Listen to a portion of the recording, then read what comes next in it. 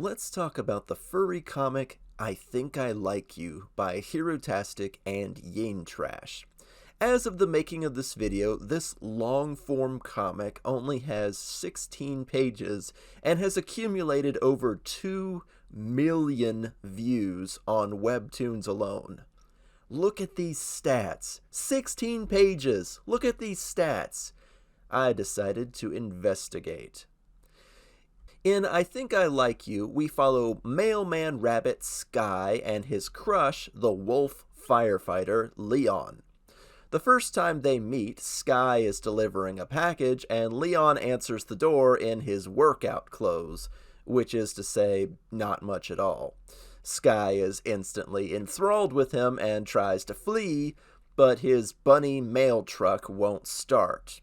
After Leon comes out with a toolbox to help him fix it, Sky gives him a golden mail bunny pin. Oh, wow. The bunny boy is staking the claim and making the first move. Color me impressed.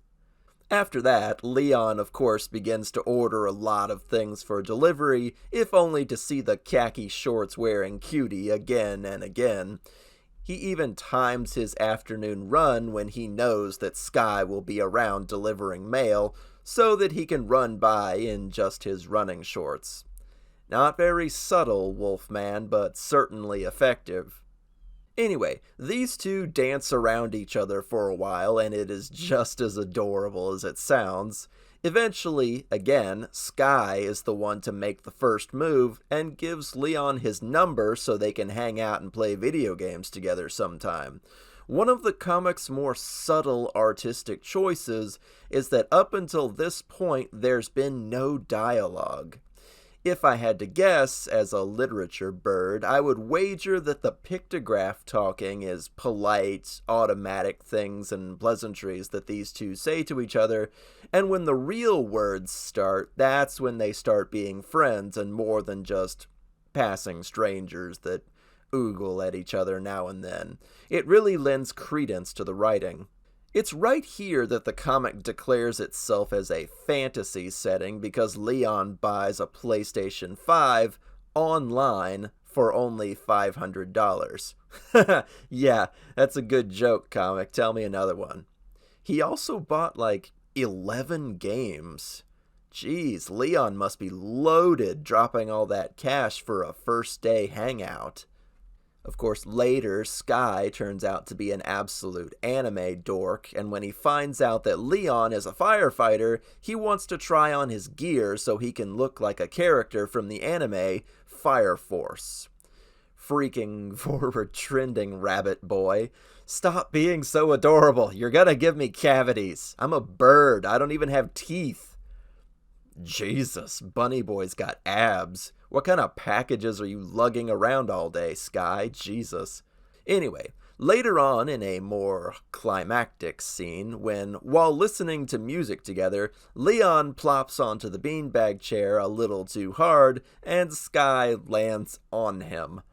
No one moves, no one protests, and they listen to music and cuddle. There's some other stuff going on in the comic, I don't want to give it all away, but there is something that drew my attention. There's a lot of information being given to us in the background of this comic. Normally, BL comics are pretty brainless and the world exists just for the pairing at hand, but that's not the case here. Let me show you some of the things that I spotted. All of the clocks in the comic display military time, for example. Both authors' Twitter avatars can be spotted on several pages, a bobblehead and a little black cat, respectively. Leon is a big Pink Floyd fan, as we can tell by a bunch of real-life record albums hanging around in his place. We can see by the post-it note in Leon's office that it took several attempts to get the timing right to run by Sky in just his running shorts.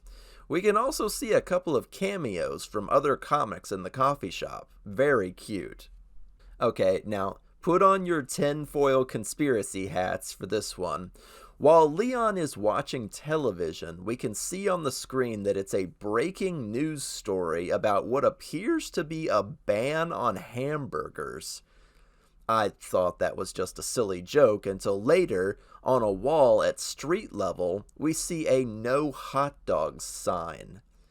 Then, at one point, Sky says that Leon is clearly not from around here and that he doesn't know anything about Leon's culture.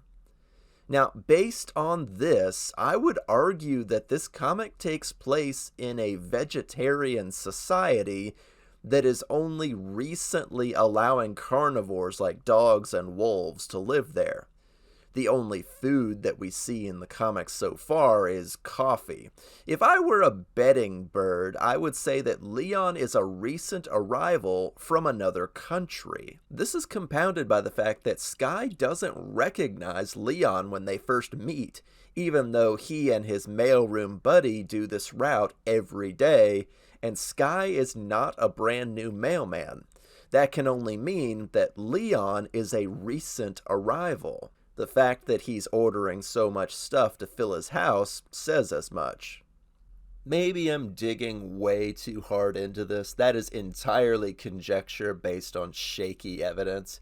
But given the sheer amount of Easter eggs and info given in the background, it's possible. The two authors have gone out of their way to say that they have a story written for this comic, and all they're doing now is drawing it. That's a lot of forethought for a comic like this. Like I said, usually these sweet, cute BL type stories are fairly brainless. Until I saw that Leon has a book with a pentagram on it in his office. Now, I'm not saying he's a demon or a Wiccan or anything, but that's an awfully particular detail for a comic like this. Black fur, red eyes, and all that. There's a 90% chance I am thinking about this way too hard, and these are just little jokes that got put in. Anyway, should you read I Think I Like You? Absolutely, 100%. This is sugary sweet, full of background details, and you can really tell that these two are not gonna pussyfoot around for 200 pages before they get together. Honestly, that's all I can ask. I hate series that refuse to get to the good part, or worse, end when they get to the good part. Authors Yin Trash and Hirutastic are very active on all the social media sites, very easy to find and interact with. They even run a Patreon with some extra series artwork if you want to see some spicy bunny buns. Just saying. The artwork is great. The update schedule is once a week, which is frankly astonishing for a long format comic like this. These two artists have clearly put a lot of love and attention into the world that they're building. The sheer amount of info you can derive from the background is honestly astonishing if they're not just running jokes. I hope they're not. If we're meant to take these bits and pieces of info seriously, they are masters of subtle storytelling, and this comic is definitely gonna go places that 99% of BL comics couldn't dream of. 16 pages isn't a lot for a recommendation, but like I said before, the numbers speak for themselves. I am on the hype train for this one, and you should be too. Check it out.